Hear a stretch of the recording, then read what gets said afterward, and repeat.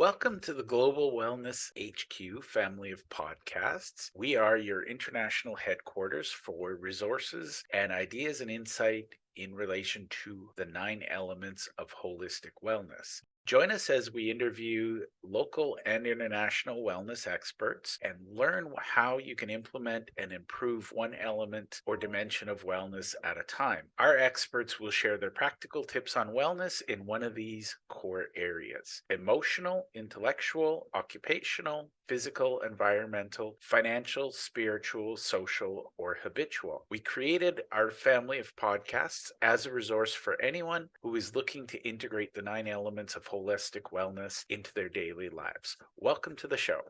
The Global Wellness HQ family of podcasts is proudly sponsored by the Global Wellness HQ community. It's an online membership group where we meet, we share ideas, we share insights, and we all work together and help one another discover our own personal wellness journeys. If you'd like to join us, you can easily click the link below or scan the QR code, and we love hearing your stories, so we hope to see you in the community. Hi, everyone. Welcome to the show. I am really excited to have my friend, Dr. Maria Silva-Palacios back. So welcome, Dr. Maria. Why don't you tell us a little bit about who you are, who you work with, and what you do for your clients? Thank you so much, Jeff. Always a pleasure. Well, as you mentioned, my name is Dr. Maria Silva-Palacios, and I'm going to start with that I'm a native of Ecuador, South America. Been living in California since I was 6 years old. For the last 20 years, I've been serve as a fitness and health and safety professional. And last year, I completed one of my biggest goals that I've had in my life, and that was to complete my doctoral degree at USC, it rhymes, in organizational change and leadership. I am very excited that soon I will call myself a published author as well. Late last year, I completed writing my manuscript for my book, and it's currently in the very last stages of editing, and the next steps will be to begin the publishing process. So a little bit of a background of what I do, who I am, and what I work and what I do for my clients is postdoctoral degree. When I got my life back, I began to explore the world of consulting and coaching, and specifically in the wellness, fitness, and also safety space. And then within that safety space, the ergonomic space, because that has been my expertise for quite a while. My bachelor's degree is in kinesiology. So it sort of just catapulted me into fitness and health. And then in the corporate world, in safety, it catapulted me into ergonomics. I also serve, I'm sorry? Just going to say I love it because I think many people don't consider the impact of ergonomics on their work life. So Exactly. I always begin my day with exercise. And this morning, early morning, I watched the sun come up. It's beautiful. And was running a trail that I love with a friend of mine. And she was talking to me about these asymmetries and the shoulder pain. And we were discussing, what's your work life like, and she was saying, I think it's my work environment. So we got deep into this conversation about ergonomics while we were running. So that was really funny, but you know what, it's so true. And I think it's an area that although companies are aware that exists, and there are programs that have been designed to address those issues, there's a lot of smaller companies that don't know. I love it. And I think that's one of the things I've seen, and we'll kind of talk about this. But through COVID and people working from home, I think a lot of people got really comfortable to the detriment of their their physical health. And now people are going back to the rigidity of offices and desks. So let's kind of come at whatever you want to come at it from that angle. But what are some of the things you're seeing now that the world has shifted back to the office? As it pertains to ergonomics and just Yeah. wellness in general, I've noticed that, first of all, we went from that being in the office all the time and then not being in the office at all, right? Where the home space quickly became your office space. And of course, as a safety professional for different companies, I began to notice that as we worked in this remote space, was that people were relying on the old school desk that they've had forever, a dining room chair as their workspace chair. And so all these problems started to appear, right? These physical manifestations of not having an ergonomically safe environment. And what I'm noticing now, that it hasn't been 100%, let's all go back to work. Now people are exploring with the concept of hybrid, is, Yes. a few days at work, a few days at home, or a few days in actual office space. But I've actually noticed that people now are more aware of how it should be at work, because they had that experience during the COVID time, that they felt the ramifications of not having an ergo friendly environment, and they made it work however they could. Or if they were fortunate and they did work for a company who allowed them to bring their chairs from work and provide them ergo friendly products at home, then now that changed for them. But now they're back in the workspace, whether it's hybrid still or slowly integrating. I think they're more aware. They're more aware that they need to do something and continue to pay attention to what their body's telling them. Yeah. And I actually have a colleague who does some, workspace assessments, and they found this huge jump in dissatisfaction when people returned to the office, and they found it was, people were used to sort of the flexibility of, I have to be home for delivery, and there's the stress of being back in the office. But it was also a difference in lighting, for example. People had gotten used to having daylight coming in the windows versus fluorescent lights. So it's been an interesting transition. So let's step back.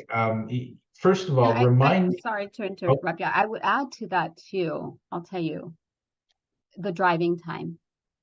I yes. know that when I worked in a corporate environment, I drove a lot, a minimum sometimes.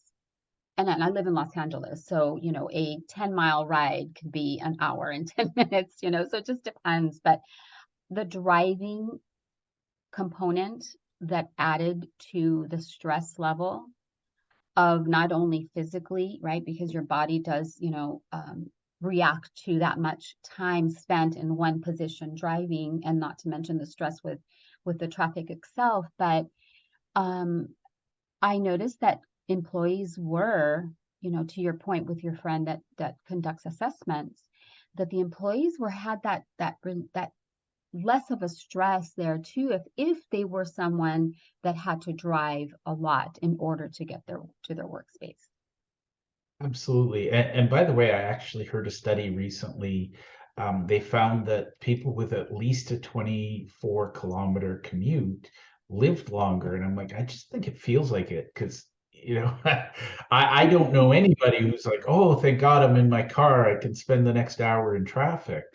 Um, Personally, for me, I've been a work from home person since probably about 2012. You couldn't convince me to go back to commuting. Yes, I think the only advantage that I would see is, as I mentioned, I drove a lot. I mean, I had to be in certain places, like about 60 miles from here, 70 miles from here by 6:30 in the morning, which meant that my commute started, before 5 a.m. And I'll tell you, there is sometimes when I think about, I get an offer of some kind, or a friend of mine says, hey, would you consider, coming to work for this company? I was like, I don't know how far do I have to drive, because it's nothing, there's nothing like being closer to home, or at least, proximity is everything. Let's just say that. I talk about close proximity is everything. I think I once spent, I was doing a tour in Silicon Valley. We were on a big bus, and I think it took us 3 hours to go 15 miles. And I was like, I can't imagine this, and the driver's like, oh, this isn't normal. And I'm like, I wouldn't want to know this is an option. I'd find a way to live closer, what have you. So let's talk about your thesis for a minute, because if you remind me the title of your thesis, just for those listening, and this is why I reached out to you. So share the title of your thesis. My title is Influencing and Motivating Employees in Organizational Injury Prevention Programs.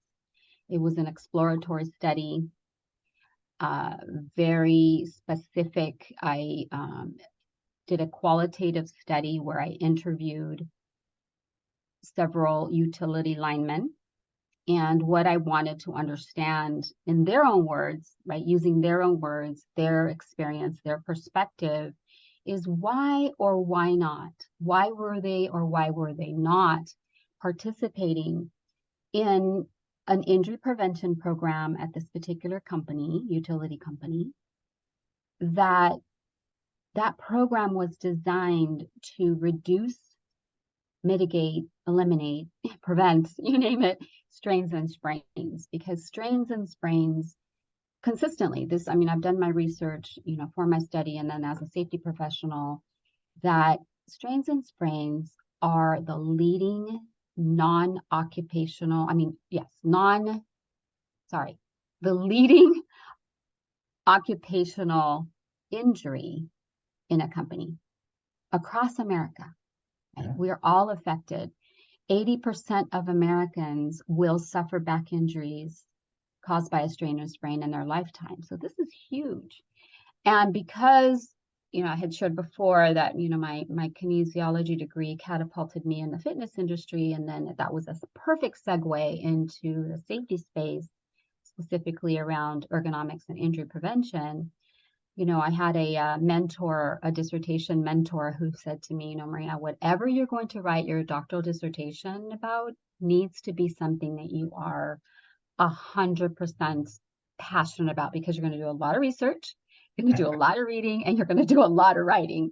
So to me I loved, I've been exploring leadership and the impact of leadership for many, many years. And then fitness and health and safety. And it was just such a perfect marriage of all of the things that I truly am passionate about.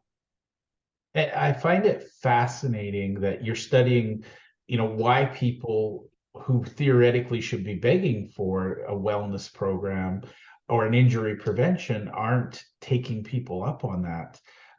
Totally random story, but once upon a time, a friend of mine was trying to recruit me for a job in oil and gas. And he was like, we're really desperate. We're going to pay a lot of money. We need somebody to start today. And I said, just out of curiosity, why is the job open? I was kind of just making small talk. And he said, well, the last person got his arm ripped off. And I was like, ow, that just doesn't sound like something I even want to consider. So what was the big aha? And maybe there was multiple, but what did you discover about the resistance or the reluctance to take part in these safety programs? The beauty of conducting a very well-researched doctoral dissertation, is that you have to conduct the research. I conducted the research, on this topic. And so the results that I was seeing around, why people weren't participating, all led to leadership. Was the leadership role modeling?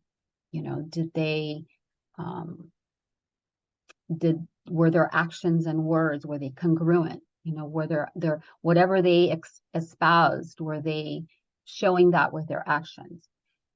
Now, as a safety professional in this specific utility industry, I had a hunch. I had seen it, right? I had seen it the guys had told me, why they weren't engaging, but I needed to know in a very objective manner. That's why I conducted a qualitative survey study, where I wanted to hear it in their own words, their perspectives. And what I found was exactly that. There were organizational barriers. There were, for example, the culture, right? The culture of performance, productivity trumps safety, but there were also the type of leadership relationship between employee and leader. Part of the framework that I utilized for my doctoral dissertation was the authentic leadership framework. And so there are many questions in my qualitative study, in my interview protocol, that were to dive deep into the relationship between the employee, the utility lineman, and their supervisor. And I did that intentionally because I wanted to see if these dimensions of authentic leadership, if any of these leaders possessed these attributes, that if a leader is an authentic leader and leads out of a place of values and heart and passion and all of that, it tends to foster a relationship of trust and centered around trust. And what I discovered in my interview was that was lacking. That was lacking. So there were not only organizational barriers, but then there was that relational dynamic that was clearly missing between supervisor and employee. So it's good to see that my gut feeling and then my actual research and my experience all came together and said, yep, this is it. This is what's happening. And I think that's huge to have the numbers to back up the research. I think that's a huge thing. I think most people go by their gut, and then they, I expect, and I've seen this in corporate initiatives where they're like, well, we paid for this, why don't people take it up? Right. And it's like, well, they don't take it up because of, the reasons you've researched. So I'm a numbers guy. I always love the numbers. Now let's back up half a step. You've mentioned that you're passionate about this. What's the defining moment where, I admire anybody who gets a PhD, but I also think there's there's an amazing moment where they're so passionate about it. What was the trigger for you? What was the moment where you said, I've got to do this? Wow. For my dissertation, you mean, or just my career in this? Just in general, I'm always fascinated. What drives somebody to do the work to build a thesis and do the dissertation? I'm guessing it wasn't 2 weeks, online, you submit a coupon and you've got your degree. I know there's a lot of work goes into a doctorate of any kind. But yours in particular, I'm going to guess, was a lot of data to wade through. Definitely.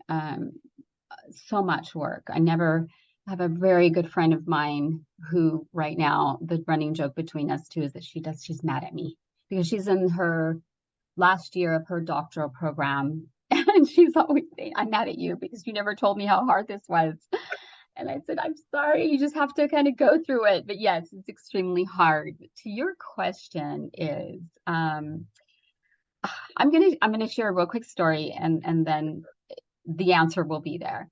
When I was 6, when I had mentioned that I immigrated here from Ecuador, South America, and by the time I was 8, we moved into this one area in Southern California in Redondo Beach, and we moved into this home that had this beautiful porch, and I wanted to make friends. I was 8 years old. I was very social. I wanted to make friends, and so what I decided to do is stand on my porch and kind of rally the kids around from the neighborhood.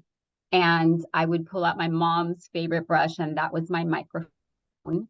And I would put on, dance classes, and we do talent shows. And it was really an effort for me to make friends. And so how I interpret that now in retrospect is that I really loved building community. I loved empowering and transforming people, you know, as I do now, right? Because here I am, flash forward years later, and I realized it all started then. I included, it was exercise because I loved to dance. And so it was some dancing, and it was just about seeing people at the time, children, right? My peers, was to just have fun and let go and be together. And all the common purpose was we just wanted to have fun and make friends. So if I look at this now through my adult eyes, is that I've always had a passion around empowering and transforming the lives of people, now my clients as well, and create a safe space, building community, improving people's lives. And so I feel like that's where it all started. Now, the second part of, what possessed me to have this desire to complete a doctoral, degree, is that I come from a legacy of education. And I really didn't understand that until my older brother, who is Dr. Victor Silva-Palacios, said, we come from a legacy of education. And so as I look back, my family in Ecuador, my cousins, they all are very high achieving, the doctors and attorneys. And so I come from that legacy, even though I came here at 6 years old and I really didn't have that much time as my brother, Dr. Victor Silva-Palacios, did, because he was 15 when we immigrated. He reminded me of that. And so I think it's just in my DNA. And I have shared with you before our call, and we had a great chat before, is I have this warrior spirit about me that says, if someone says you can't do something, and then I'm up for the challenge. And, I attribute this warrior spirit to my mom, as I was sharing earlier, that she, sixth grade education, my father, no more than a sixth grade education, they had a warrior mentality and a mindset that we're going to do whatever it takes to achieve this. And so those are one of the attributes that I'm so grateful for, is that so a combination of everything, just the love and the passion, building community and all that. And then that warrior mindset that I can do it. It's going to be hard, but I can do it. I love it. I think that mindset is probably the biggest piece. Now, one of the things I like to get into is, what's some advice you would give people? At this point, it could be business advice, it could be life advice. But what's the best advice you've ever received, and how did it impact you? You're going to laugh when I tell you. In that organization that I worked in, that I had mentioned before, I had an amazing leader, and she was the director of the organization where I worked. She took an early retirement, and definitely not of retirement age. And so I was so upset that she was going to leave, because she was just amazing. And I said, "Why are you leaving? Why are you leaving?"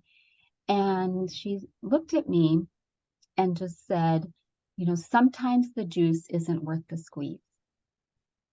And I got it, but I didn't really get it in the moment until later on, that I realized this is such a golden nugget of information.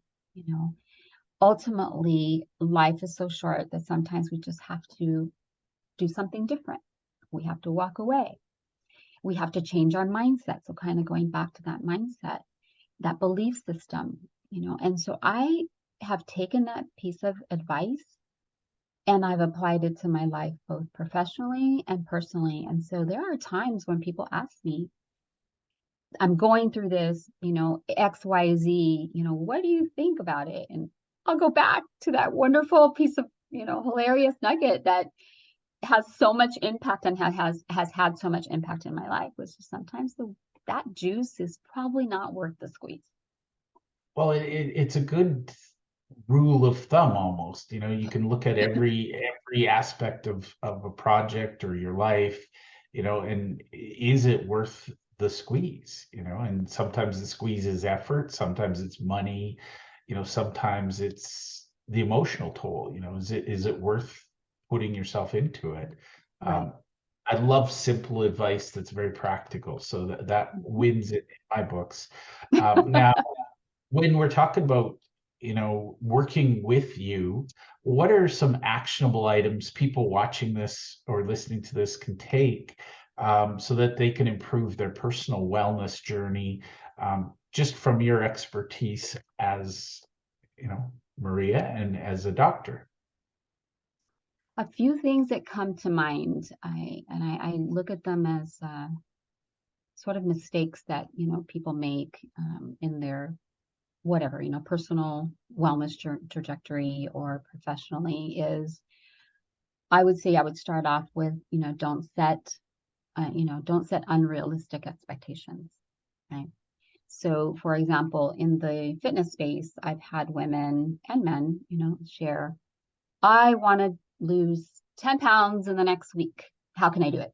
It's like, well, it's not, that doesn't seem it's attainable. Don't get me wrong, because it's done all the time. Yeah. However, is it, the most healthy option? Probably not. And so I would say, don't set unrealistic expectations, because if we do, they will set one up for failure and not success, until ultimately we want success. The other thing is, they don't see it as a lifestyle change. So you have to see things as a lifestyle change. So in the fitness and wellness space, it is a lifestyle change. It's not about fad diets. It's not about the trend or the quick fix, right? It's about making that commitment, that it is, going to be lifestyle. I'm going to do this, XYZ for as long as I live. The last thing that I can think of right now is mindset. We talked about that earlier, right? The warrior mindset. I always speak to my clients about the importance of being intentional, whether it is on a daily basis. Sometimes we have to narrow it down to the micro level of an hourly, and so I'm going to give you a really quick example. I have a client I'm working with, and she was in Canada, by the way, and she's struggling with drinking enough water, right? And so I have a 35-ounce tumbler that I don't even have to extend my arm to reach it. And so I decided to share that nugget of information with her, and it helped, because she said, I have to get up and get my water and then bring it back. She's working remotely. And so I said, let's be intentional about that. So it's even the smallest little things. So our agreement was, she's going to have water accessible to her in a place in her workspace where she doesn't even have to extend her arms. If she has to extend her arm too far, it's too far. It's got to be right there, even at a 90-degree angle, elbow bend. So I go back to that. It's intentional. You have to be intentional for everything we do, because we can say, I'm going to try. And the other thing is, I will do. Yeah. And I'm going to quote Yoda, and I love this quote. It's do or do not. There is no try. I think that's a really good lesson I've learned is, when you try to do something, it generally means you're not going to do it. Exactly. Yes. And I had a fitness coach, and back in the day, I don't remember if you remember him, but Billy Blanks. I was a Taibo certified instructor, and he hated, and he refused to hear me say, I'm going to try. He says, knock that word out of your vocabulary. You're just going to do. yeah. And I thought, I think that would probably be my second, wise piece of advice that I received. Don't try, just do. I love it. Well, I could talk to you all day, but I want to be respectful of your time. How can people watching this, listening to it, how can they connect with you? What's the best way to learn more about you, and how, find out how they can work with you? Well, a couple of definitely through LinkedIn. I think if you and I connect and we can, place my LinkedIn. Oh my gosh, I just had a mind hiccup. You know what I mean? The profile. I will share the link Definitely in the that. show. Okay. I'm good old fashioned, email, good old fashioned phone. I'm usually a text or email away. I recently started working for a company as a consultant, and Flair's Health, and you may find me with them as well. They are an amazing digital wellness company, that provides injury prevention in a very integrated manner that includes, mental well-being, nutrition, and, addressing musculoskeletal readiness as well. So you may be able to find me on that space, but definitely the social media, LinkedIn. Please reach out to me, whether it is for fitness, wellness, coaching, safety space, specifically in the ergonomic space. I'm your gal. I love it. Well, Maria, I want to thank you for your time today. I really, truly appreciate getting to have this conversation with you early in the new year and sharing your message with my audience. So thank you. Thank you. It was so much fun. Thank you so much. Thank you for taking the time to listen to our show. We hope that you enjoyed this episode, and we invite you to either click the link below or scan the QR code to register and listen to other episodes of our podcast. Or if you think your business or you would be a great guest to be on our show, we're always looking for experts in one of the 9 elements of holistic wellness. We'd love to have you. You can either click the link below or you can scan the QR code and complete our speaker intake form. Thank you, and to your wellness.